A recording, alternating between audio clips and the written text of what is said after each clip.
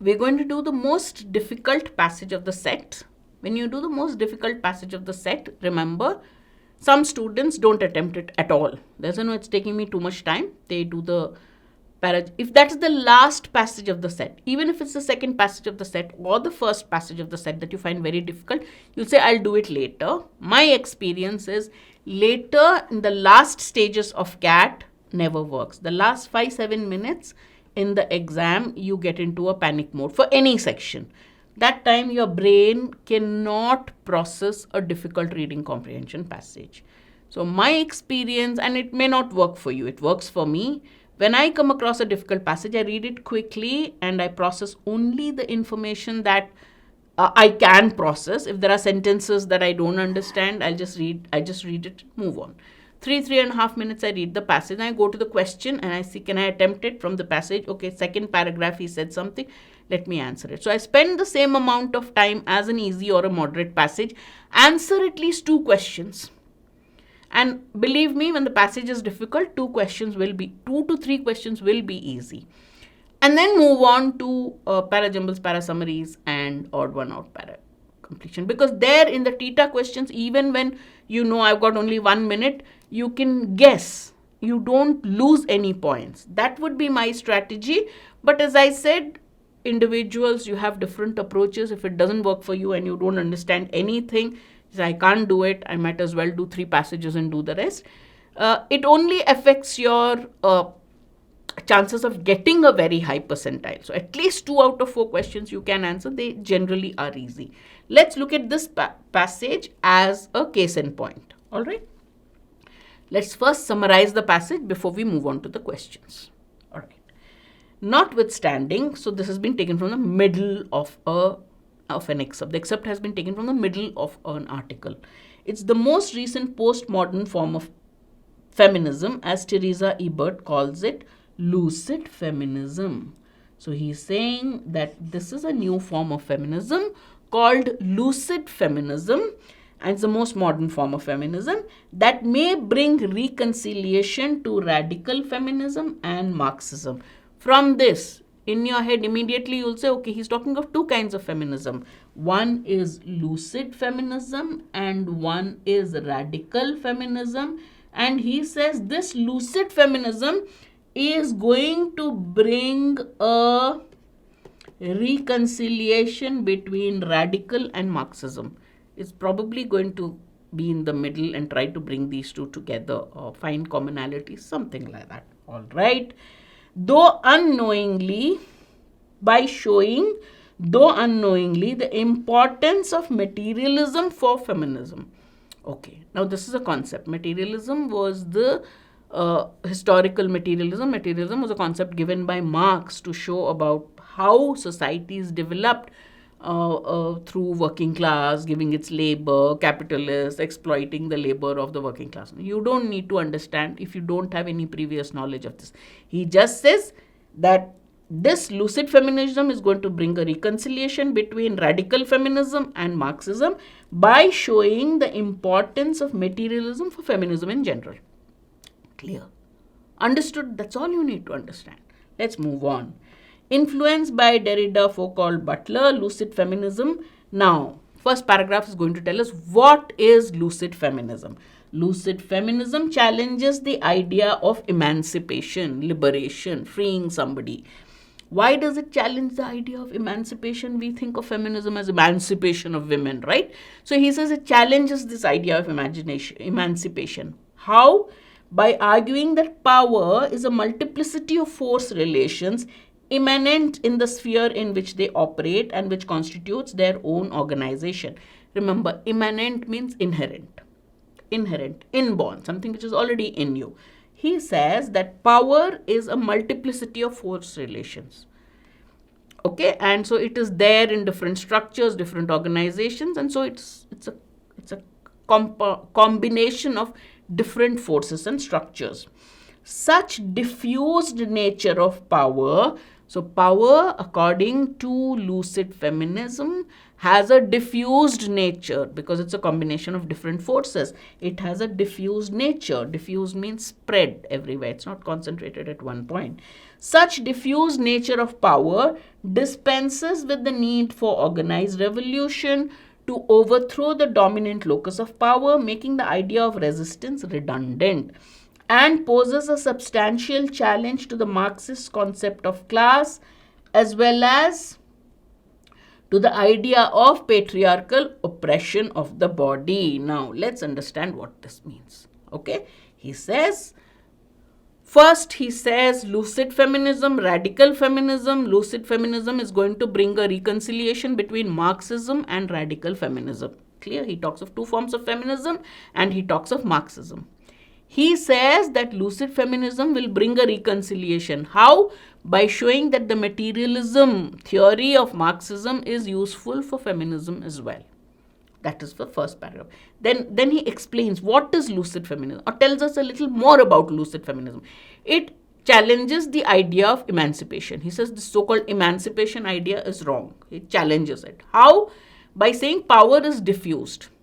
So there is no point, or no need for overthrowing revolution by attacking centers of power. There is no focus center of power.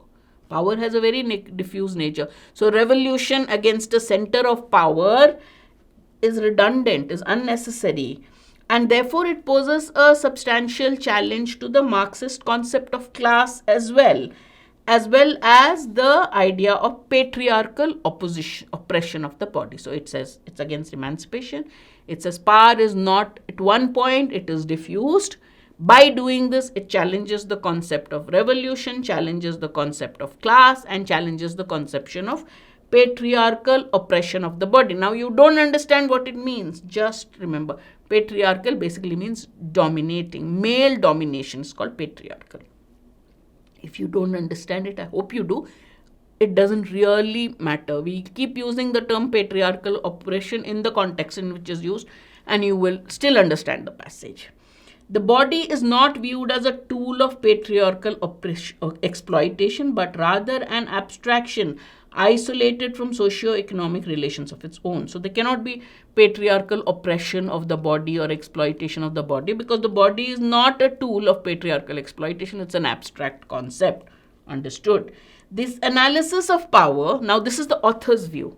This is the lucid feminism's analysis of power, is clearly simplistic, ahistorical, which describes rather than explains the established form of coercion and shows no attempt to change the exploitative social arrangements. He says this theory, emancipation is not necessary because power is diffused. So emancipation, revolution, nothing is working.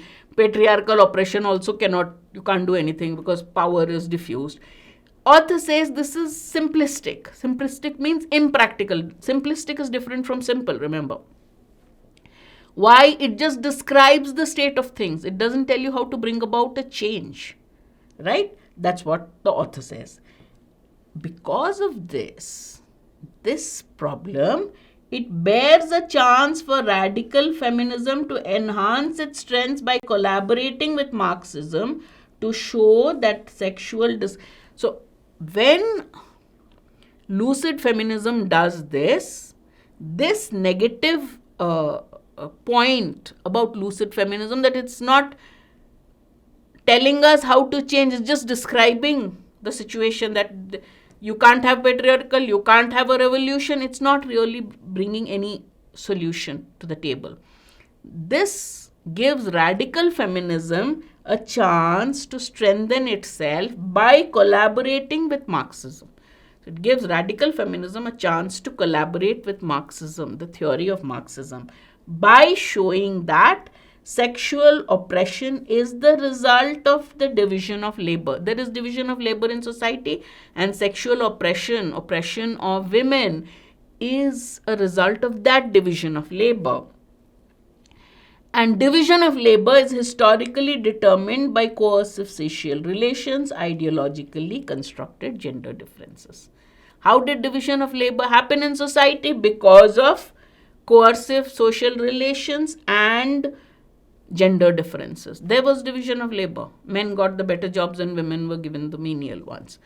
This division of labor, therefore, sexual oppression is the result of this division of labor in society. Got it? Labor in this case would mean the human activity of transforming nature involved in the reproduction of human life itself. Writing from a socialist feminist perspective, socialist, Marxist socialism, socialist feminist perspective, the first author that we have that he has given is, who was the one given in the first paragraph?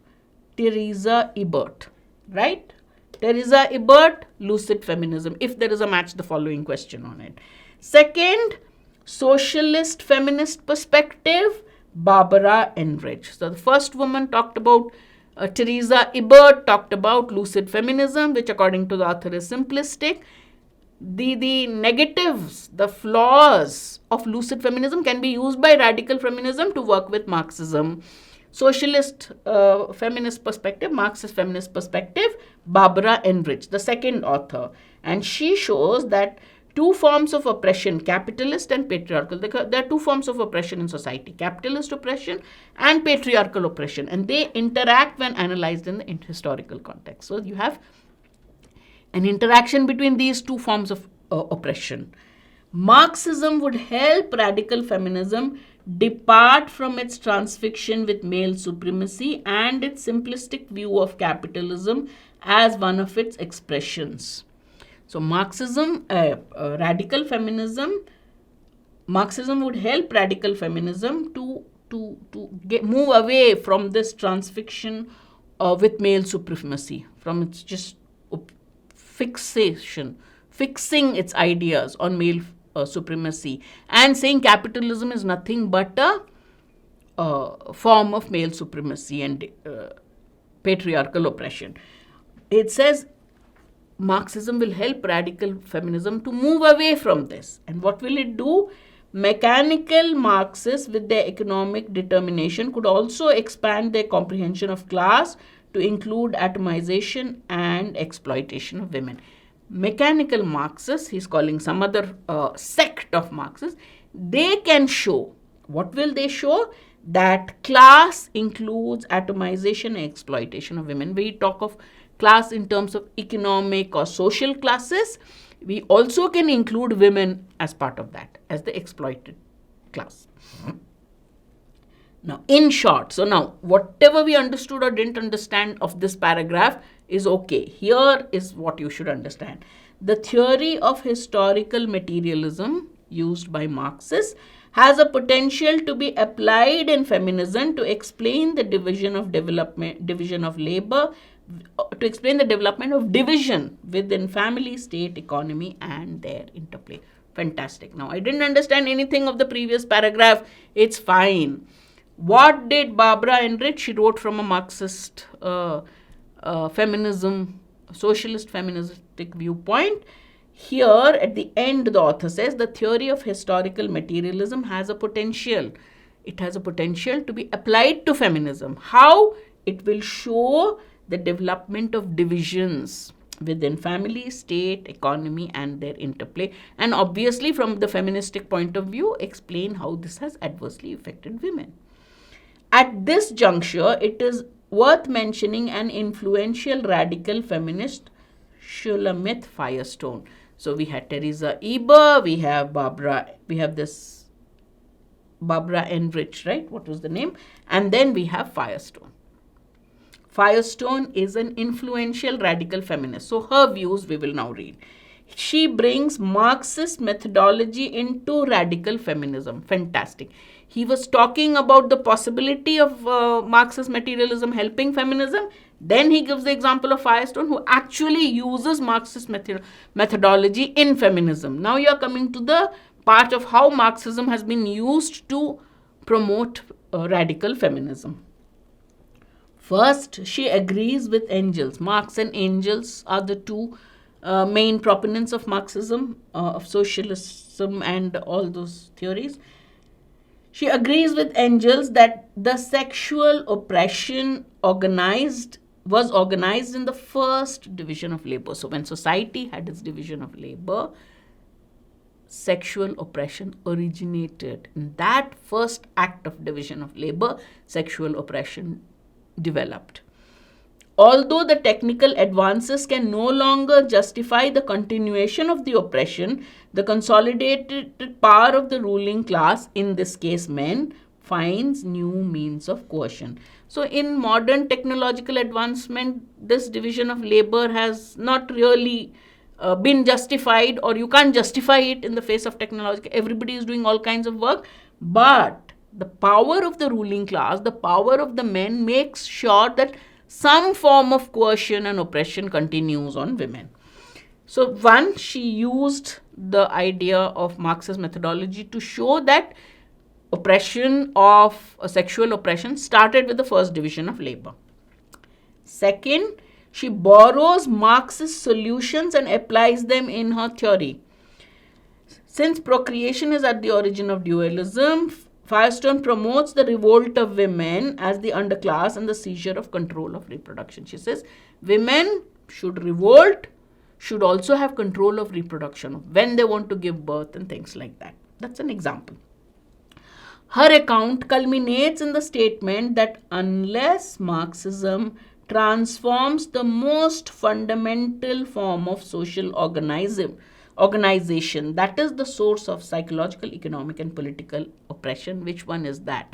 The most fundamental form of social organization, which is the source of all oppression, all kinds, that is the biological family. So unless Marxism transforms the nature of the family, exploitation in society will never be eliminated. Clear? We've understood the passage to the best of our knowledge. This is all you need to do. When you read it in this way. Whatever you understand, process it, say it 2-3 times this way, and then come back. Let's read the questions now. Quickly answer them. Question 10. According to the passage, all of the following are true about lucid feminism except that. Lucid feminism, the very first paragraph. Remember? What did lucid feminism say? If you remember, you can look at the options. Otherwise, you go back to the passage and see the points mentioned. It gives primacy to materialism. It is, now remember, it's an except question. So all of the following are true except means one is not true, which is our answer. Gives primacy to materialism. It is against organized revolution to overcome dominant entities of power. It has identified patriarchy and capitalism as the main sources of application of oppression for men. That's the second. Okay, let's go back. It regards the body no longer to be viewed as a tool of patriarchal. 1, A, B and D. Yes, these are the views of Theresa Ebert. Not C. C comes to the second part that, look, there are two forms of exploitation, patriarchy and capitalism, and the interplay. Often there has been an interaction between the two, and this is from the point of view of the second person, if you remember. Enric or somebody. Let's go back to the passage. First paragraph, we talked about lucid feminism. She talks about materialism, importance of materialism for feminism, unknowingly. And says no need for revolution, no need for concept of class, no need for this. So that's it. Now, where did this two forms of writing from a socialist feminist perspective, Barbara Enrich, what does she say? She writes that there are two forms of oppression, capitalism and patriarchal exploitation. So that's not lucid feminism. That is feminism written from a socialist point of view. Therefore, question 10, the answer is not question. Yeah, question 10 is not this. This is not identified by lucid feminism. It is identified by socialist feminism or a writer who writes in that genre. All right. So C is the answer.